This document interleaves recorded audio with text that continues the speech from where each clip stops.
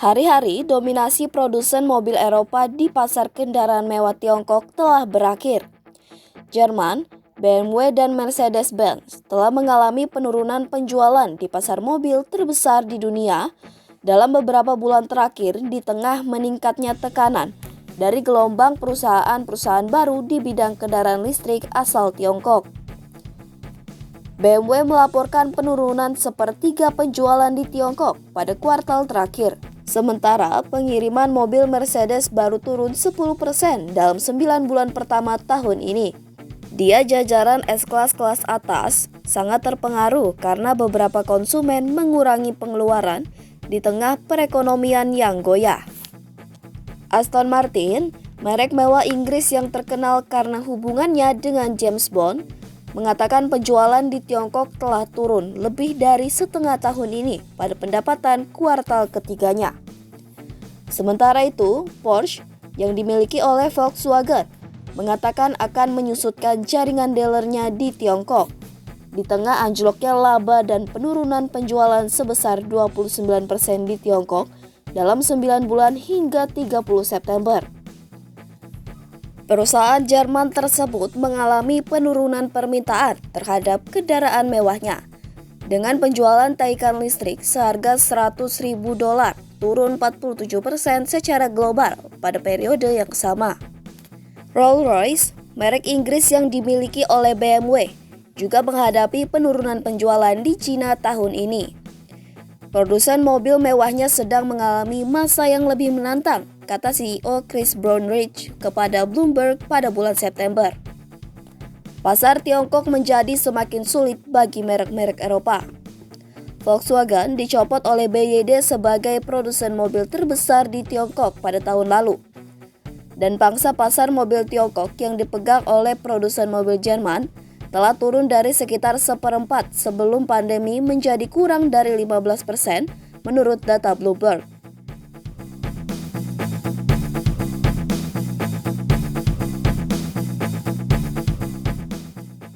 Kompetisi teknologi tinggi.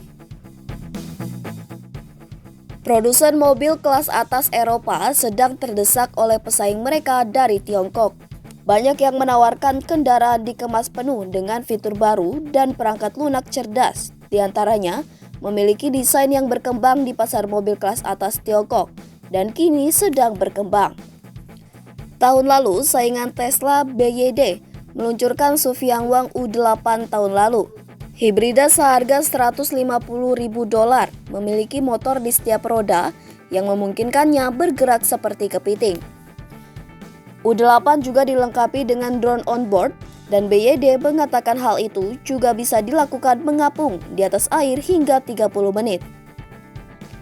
Produsen mobil Tiongkok lainnya telah berusaha lebih keras untuk menonjol di pasar mobil yang sedang panas-panasnya. Dengan zigar memamerkan interior luas dan mewah dari minivan mix-nya dengan meminta seorang eksekutif memakan hotpot di dalamnya.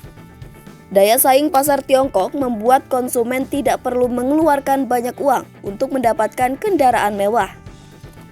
SU7, sedan listrik yang dibuat oleh pembuat ponsel pintar Cina, Xiaomi, adalah dikemas dengan fitur-fitur berteknologi tinggi, termasuk layar infotainment 16,1 inch dan remote voice control yang memungkinkan pengemudi mengontrol peralatan rumah tangga dari dalam mobil.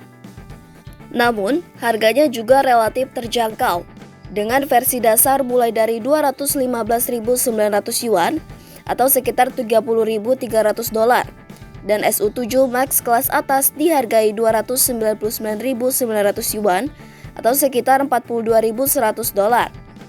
Xiaomi baru saja meluncurkan versi SU7 berkinerja tinggi yang biayanya 814.900 yuan atau sekitar $114.000.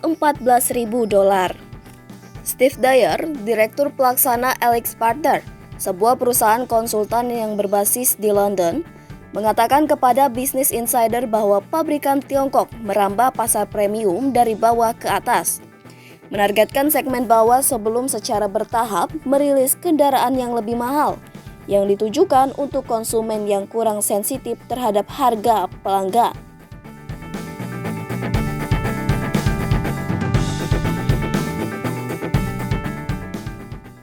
Dyer mengatakan pembeli Tiongkok seringkali berfokus pada interior mewah serta teknologi cerdas seperti sistem bantuan pengemudi yang canggih, sebuah area di mana produsen mobil Tiongkok unggul dan rival mereka di Eropa kesulitan untuk mengimbanginya.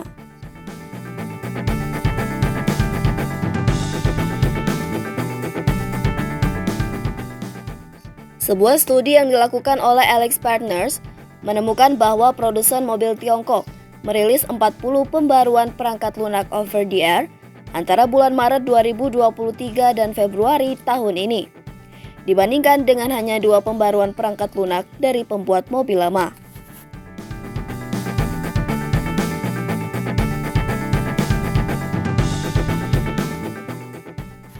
Sulit untuk berhenti. Meskipun kondisinya penuh tantangan, produsen mobil premium barat tidak boleh menyerah pada Tiongkok. Negara ini masih menjadi pasar global terbesar kedua bagi Volkswagen setelah Eropa Barat dan Mercedes menjual sekitar sepertiga mobilnya di sana tahun lalu. Namun, mereka mungkin akan menghadapi jalan yang bergelombang ketika mereka mencoba untuk pulih. Karena pasar kendaraan premium kurang sensitif terhadap harga, Dyer mengatakan akan lebih banyak produsen mobil Tiongkok yang beralih ke pasar tersebut untuk melakukan diversifikasi dari pasar massal Tiongkok yang sangat kompetitif. Selain meningkatnya persaingan, produsen mobil Eropa juga menghadapi masalah geopolitik.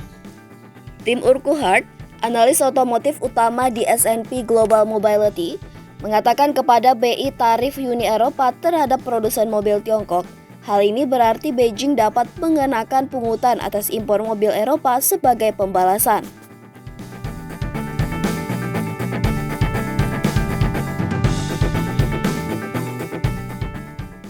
Bahkan, jika hal itu benar-benar terjadi, Urquhart mengatakan besarnya pasar Tiongkok berarti kecil kemungkinannya produsen mobil besar di barat akan meninggalkannya dalam waktu dekat. Mereka tidak mampu melakukan penghematan besar-besaran dan mundur dari posisi mereka saat ini, terutama karena mereka telah berinvestasi begitu banyak di sana.